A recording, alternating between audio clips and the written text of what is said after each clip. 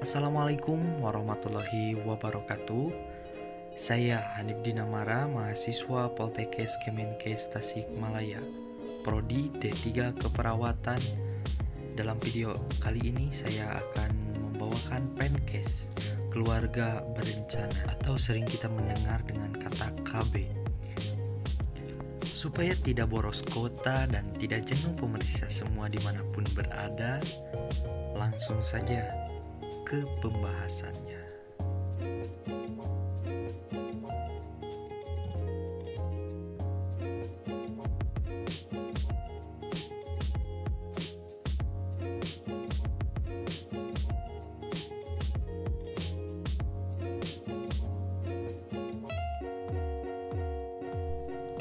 Pada tahun 2015 dengan jumlah penduduk di dunia sebesar 7.324 juta jiwa, Indonesia memiliki persentase penduduk sebesar 3,51%. Dengan jumlah persentase tersebut, jumlah penduduk Indonesia menempati urutan keempat di dunia di bawah Cina, India, dan Amerika Serikat.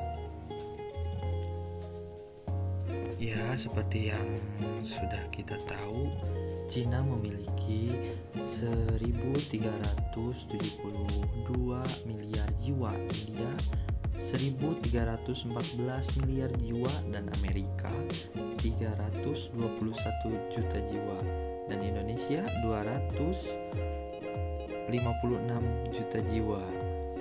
Ya, itulah datanya. Setiap tahun pertumbuhan penduduk Indonesia meningkat 1,49%. Itu artinya penduduk Indonesia bertambah 4,5 juta jiwa per tahun. Oleh karena itu, pemerintah Indonesia membuat program untuk mencegah ledakan pendudukan dengan program KB, Keluarga Berencana.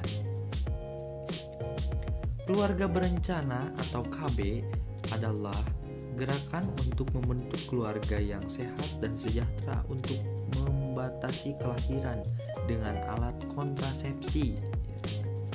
Kontrasepsi itu apa? Kontrasepsi merupakan suatu cara atau metode yang bertujuan untuk mencegah pertumbuhan sehingga tidak terjadi kehamilan.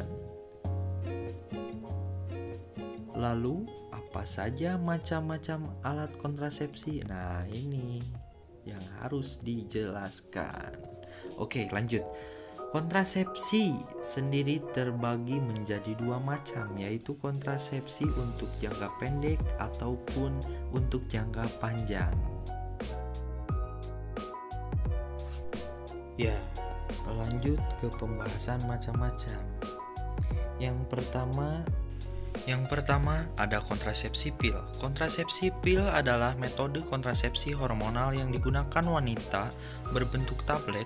Pada dasarnya kontrasepsi pil terbagi menjadi 3 bagian, yaitu pil kombinasi, pil yang mengandung progesteron, dan pil yang mengandung estrogen. Kontrasepsi pil adalah salah satu kontrasepsi yang paling banyak digunakan. Kontrasepsi pil mengandung hormon estrogen dan progesteron, serta dapat menghambat ovulasi. Kontrasepsi pil ini harus diminum setiap hari secara teratur. Uji klinis terhadap pil memperlihatkan angka kegagalan pada tahun pertama 2,7 di Indonesia menurut Pendit 2006. Kemudian kontrasepsi suntik. Kontrasepsi suntik adalah alat kontrasepsi yang mengandung hormon progesteron dan estrogen. Kontrasepsi ada 2 macam, yaitu suntik yang sebulan sekali dan suntik 3 bulan sekali, Depo-Provera. Akan tetapi ibu lebih suka menggunakan suntik yang sebulan karena suntik sebulan dapat menyebabkan perdarahan bulanan teratur dan jarang menyebabkan spotting menurut Pendit 2006. Lalu kemudian ada kondom. Ya, kondom adalah salah satu selumbung atau sarung karet yang dipasang pada penis, kondom pria, atau vagina, kondom wanita. Pada saat senggama, kondom pertama kali dipakai untuk menghindari terjadinya penularan penyakit kelamin, terbuat dari karet tipis, latex. Dan itulah beberapa alat kontrasepsi jangka pendek. Lanjut kemudian alat kontrasepsi jangka panjang. Alat kontrasepsi jangka panjang yang pertama yaitu IUD. IUD adalah salah satu benda kecil dari plastik lentur, kebanyakan mempunyai lilitan tembaga yang dimasukkan ke dalam rahim. IUD adalah alat kontrasepsi yang dimasukkan ke dalam rahim yang mengandung tembaga. Kontrasepsi ini sangat efektif digunakan bagi ibu yang tidak boleh menggunakan kontrasepsi yang mengandung hormonal dan merupakan kontrasepsi jangka panjang 8-10 tahun. Tetapi efek dari IUD dapat menyebabkan pendarahan yang lama dan kehamilan ektopik. Angka kegagalan pertama pada tahun pertama 2,2% menurut Pendip 2006. Kemudian ada kontrasepsi implan. Kontrasepsi implan adalah kontrasepsi yang dimasukkan ke dalam bawah kulit yang memiliki efektivitas yang cukup tinggi dan merupakan kontrasepsi jangka panjang sampai 5 tahun. Serta efek pendarahan lebih ringan, tidak menaikkan tekanan darah, sangat efektif bagi ibu yang tidak boleh menggunakan obat yang mengandung estrogen. Menurut Hanifa 1999. Kemudian ada kontrasepsi mantap. Kontrasepsi mantap ada 2 macam, yaitu kontrasepsi vasektomi dan tubektomi.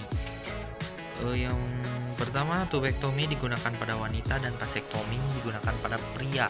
Keunggulan kontap atau kontrasepsi mantap adalah merupakan kontrasepsi yang hanya digunakan atau dipasang sekali, relatif aman. Angka kegagalan kontrasepsi pada pria 0,1% sampai 0,5% dalam tahun pertama, sedangkan kegagalan pada kontap wanita kurang dari 1% per 100 setengah 1 tahun pemasangan kontap, dan itu adalah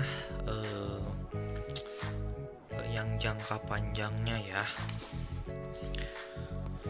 Dan hingga pada akhir tahun 1970-an program KB pun mulai diberlakukan.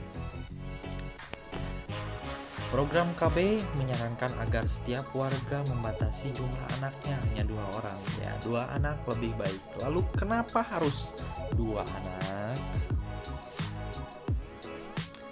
Ya, yang pertama terhindar dari masalah ekonomi, dan kedua kehidupan akan lebih layak, dan ketiga pendidikan anak akan lebih baik, tentunya terjamin, dan keempat kesehatan anak akan lebih baik.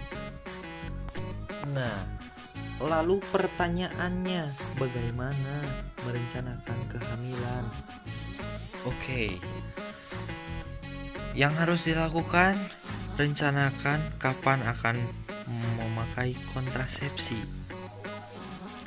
Dan tahap kedua, tentukan berapa jumlah anak.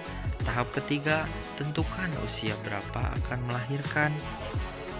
Nah, yang keempat atau yang terakhir, tentukan berapa anak yang diinginkan. Lalu apa yang terjadi jika keluarga tidak KB? Ini yang akan terjadi. Keluarga yang tidak mengikuti program KB kemungkinan besar tidak dapat merencanakan jumlah anak dan jarak usia anak. Terutama untuk masyarakat kalangan bawah, jika tidak mengikuti program KB berpotensi akan mengalami kesulitan dalam memenuhi kebutuhan ekonomi.